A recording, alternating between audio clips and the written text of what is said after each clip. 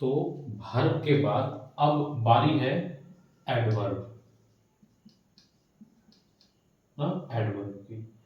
तो ध्यान रखिएगा कि एडवर्ब किसे कहते हैं, व्हाट आर द एडवर्ब्स। तो आंसर आना चाहिए हमारे दिमाग में कि a word which is used to modify adjectives, verbs and sometimes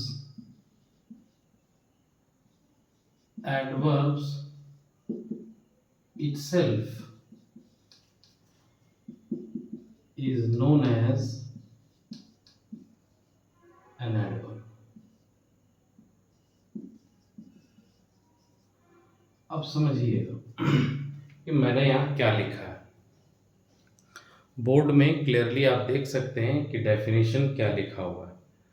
इसका मतलब कि एडवर्ब जो है वो एक ऐसा वर्ड है, वह कैप द रेड मार्कर, एक ऐसा वर्ड है ना, समझिएगा इसको, जो क्या करता है, मॉडिफाई करता है। मॉडिफाई करना मतलब उसको थोड़ा सा और बेहतर बनाना। किसको किसको मॉडिफाई करता है, एडजेक्टिव्स को,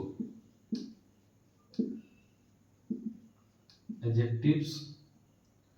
और किसको करता है, वर्ब्स, और कभी कभी एडवर्ब्स ना। ध्यान रखिएगा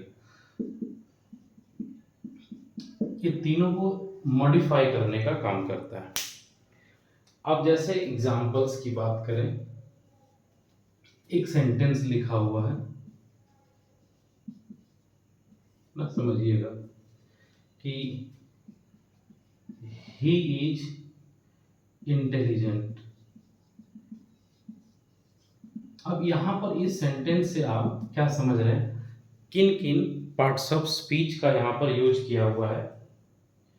अब देखिए, जरा समझने की कोशिश करिए कि किस किस पार्ट्स ऑफ स्पीच का वहां पर जो है यूज किया हुआ है। तो आप बहुत ही अच्छे तरीके से समझ रहे होंगे ना कि एक तो ही जो क्या है, प्रोनाउन है, इज क्या है, वर्ब है ना, और इंटेलिजेंट क्या है, एडजेक्टिव से। क्लियर है। अब हमको समझना है बात को कि मैंने क्या कहा कि एडजेक्टिव को वो मॉडिफाई करेगा, यानी ये जो वर्ड है इसको मॉडिफाई करना है। ठीक है, ध्यान रखिए, इसको मॉडिफाई करना। तो मॉडिफाइंग एडवर्ब, सॉरी एडजेक्टिव्स। जैसे ही इज वेरी इंटेलिजेंट, हो गया। अब देखिए यहां पर क्या हुआ, ये क्या था हमारा एडजेक्टिव्स। अब इस एडजेक्टिव को कौन मॉडिफाई कर रहा है, वेरी। तो वेरी यहां पर क्या है, एडवर्ब ना। ध्यान रखिएगा, जैसे हम सिंपल सेंटेंसेस को समझने की कोशिश करिए। जितनी सेंटेंसेस आप देखेंगे आपको एग्जांपल्स उतने ही बेस्ट समझ में आएंगे। क्लियर है ना। अब मान लीजिए इसमें से हम लोगों ने पहले तो एडजेक्टिव को मॉडिफाई किया, अब मान लीजिए कि हम इसमें वर्ब को मॉडिफाई करते हैं, वर्ब को मॉडिफाई करते हैं। ही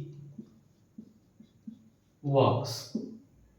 हाँ, अब देखिए एक सेंटेंस लिखा हुआ, समझिए ये क्या है हमारा यहाँ पर, प्रोनाउन है ना, और ये हमारा क्या है, ये हमारा है वर्ब्स। तो अब हमको इस वर्ब्स को क्या करना है, मॉडिफाई करना है। तो मॉडिफाइंग वर्ब्स हम कैसे करेंगे, तो ध्यान रखिएगा सेंटेंस हो जाएगा कि ही वॉक्स स्लोली। तो ये जो वर्ब है, देखिए इसके बगल में एक वर्ड लिखा हुआ है ना, और वो वर्ड क्या है, एडवर्ब है। क्लियर है। जैसे ही इज टू स्लो, तो अब हम यहाँ एक वर्ड देख रहे हैं, इसको ये कहीं ना कहीं क्या कर रहा है, मॉडिफाई कर रहा है। तो टू क्या है, एडवर्ब है। ध्यान में रखिएगा, जैसे एक सेंटेंस लिखा कि I am a very intelligent boy. अब समझिएगा कि ये क्या है हमारा, ये है हमारा नाउन ना। तो नाउन को जो क्वालिफाई किया वो क्या हो गया, एडजेक्टिव ना। अब देखिए एडजेक्टिव को कर रहा है वो क्या है यहाँ पर, एडवर्ब। अब एडवर्ब को भी ये क्वालिफाई कर रहा है, इसलिए ये क्या हो गया, ये खुद एक एडवर्ब है। तो हमने क्या कहा था, एडवर्ब जो है वो कभी कभी एडवर्ब को ही क्वालिफाई करता है, मॉडिफाई करता है। इसलिए आप समझिएगा कि in sense of number, in sense of this cases, कभी कभी आपको समझने में ध्यान में रखना होगा, गड़बड़ी नहीं होनी चाहिए कि I am a very intelligent boy, तो ये बॉय था नाउन। बॉय को रिप्रेजेंट कौन कर रहा है, उसको कौन क्वालिफाई कर रहा है, तो इंटेलिजेंट, ये हो गया एडजेक्टिव। एडजेक्टिव से पहले वेरी वो लिखा हुआ, ये हो गया एडवर्ब। अब ये एडवर्ब को भी जो है मॉडिफाई कर रहा है कौन, एक अमाउंट, एक नंबर, इसलिए ये है एडवर्ब। जो एडवर्ब ही एडवर्ब को मॉडिफाई कर रहा है। क्लियर है। तो जनरली हम लोग क्या देखते हैं, हम लोग समझने का कोशिश करते हैं कि जहां एल वाई आ जाए ना, एक निश्चित तौर पर समझना हो, जैसे वर्ब के साथ हम लोग एडवर्ब को ढूंढेंगे तो एल वाई आ जाए ना, जैसे स्लोली, क्लियर है, केयरफुली, स्किलफुली, स्ट्रांगली, तो ये सब जो है वो एडवर्ब है। जैसे हो सकता है कि आपने एक चीज समझने में आपको बहुत प्रॉब्लम हुई हो कि सर एडवर्ब को ये जो मॉडिफाई कर रहा था, जैसे आपने कहा, वहां थोड़ा सा मुझे और कुछ एग्जांपल्स चाहिए। मैं एक एग्जांपल्स और भी समझा देता हूं। एडवर्ब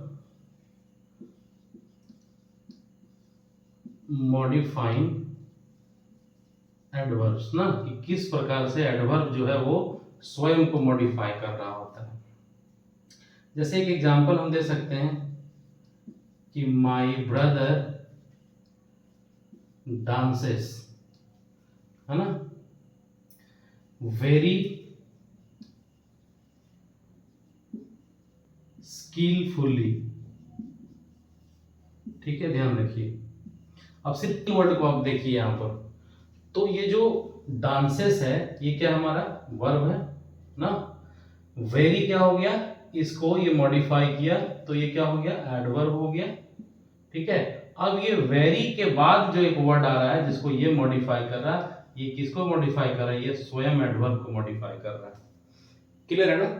ध्यान में रखिएगा कि हम लोगों को देखना है कि अगर वर्ब के पहले एडजेक्टिव हो और एडजेक्टिव को अगर कोई वर्ड दूसरे तरीके से और भी ज़्यादा बेहतर तरीके से बताने का कोशिश कर रहा हो तो वो कहीं ना कहीं एडवर्ब है। और दूसरी चीज़ कि अगर उसके बाद कोई कंडीशनल एडवर्ब का यूज किया हो और उसके साथ किसी भी तरह का मॉडिफाइंग वर्ड हो तो वो स्वयं उसी एडवर्ब को क्वालिफाई करता है। जैसे मैंने कहा था कि I am running very slowly ना, देखिए तो रनिंग क्या हो गया, वर्ब हो गया, वेरी क्या हो गया, एडवर्ब हो गया, है ना। अब देखिए यहाँ पर स्लोली फिर से क्या है, एडवर्ब है। तो ये कहीं ना कहीं आपको समझाने में मदद करता है कि हमारे पास एक सेंटेंस में दो एडवर्ब भी हो सकते हैं। ठीक है, जिसको हम लोग पोस्ट एडवर्ब भी कहते हैं। क्लियर है। प्री एडवर्ब और पोस्ट एडवर्ब ये दो वर्ड है, इसको समझ लीजिए आप। जैसे यहाँ पर वर्ब है ना, तो वर्ब के बाद जनरली यहाँ पर एक एडवर्ब होता है और एक एडवर्ब यहाँ पर होता है। तो इन दोनों में से ये वाला एडवर्ब जो है वो कहलाता है मेन एडवर्ब। ठीक, ध्यान रखिएगा। और इसके पहले, इस एडवर्ब के पहले जो लिखा रहेगा उसको हम लोग बोलते हैं प्री एडवर्ब। इसको हम लोग क्या बोलते हैं, प्री एडवर्ब। हाँ, समझिएगा। और दूसरी चीज कि हम लोगों को एक और तरीका याद रखिएगा कि अगर एडजेक्टिव्स लिखा होता है ना, जैसे वर्ब के केस में यहाँ पर एडजेक्टिव से थोड़ी सी आपको दिक्कत हो सकती है, नाउन लिखा हुआ है ना, तो नाउन के केस में हम लोग क्या देखते हैं, मैं थोड़ा सा इसको स्पेस देना पड़ेगा। जैसे यहाँ होता है नाउन ना। तो नाउन के पहले हम लोग क्या देखते हैं, एडजेक्टिव्स ना, एडजेक्टिव्स देखते हैं, ये देखिए यहाँ पर। और एडजेक्टिव्स के पहले हम लोग क्या देखते हैं, एडवर्ब देखते हैं, क्लियर है ना। और इस एडवर्ब के पहले अगर कोई एडवर्बल्स वर्ड आता है, ठीक है, देखिए यहाँ पर, तो ये कहलाता है क्या, क्या कहलाता है, ये पोस्ट केस में चल रहा होता है ना, तो इसको हम लोग बोलते हैं पोस्ट एडवर्ब्स, क्लियर है। इसलिए आप लोग दोनों समझने का प्रयास करिएगा ताकि आपको समझने में किसी प्रकार का दिक्कत नहीं हो। वैसे अभी मैं सिर्फ और सिर्फ डेफिनेशन सिखा रहा हूँ, इसके कंप्लीट डिटेल्स वीडियो में आपको बताऊंगा, इतने डिटेल में कि आप जीवन में कभी जो है पार्ट्स ऑफ स्पीच को नहीं भूलेंगे। और मैंने कहा था कि सिर्फ इतना पढ़ना मतलब वो आपके इंग्लिश ग्रामर का लगभग 40% को कंप्लीट करता है। और मैं इस बात को आपको साबित कर दूंगा, आपको लगेगा कि यस सर, मैं सिर्फ पार्ट्स ऑफ स्पीच पढ़ करके मुझे ऐसा फील हो रहा है कि मैंने इंग्लिश का एक मैक्सिमम लेवल को पार कर लिया है, क्लियर है। चलिए अब हम लोग आते हैं एडवर्ब के बाद प्रीपोजिशन की तरफ।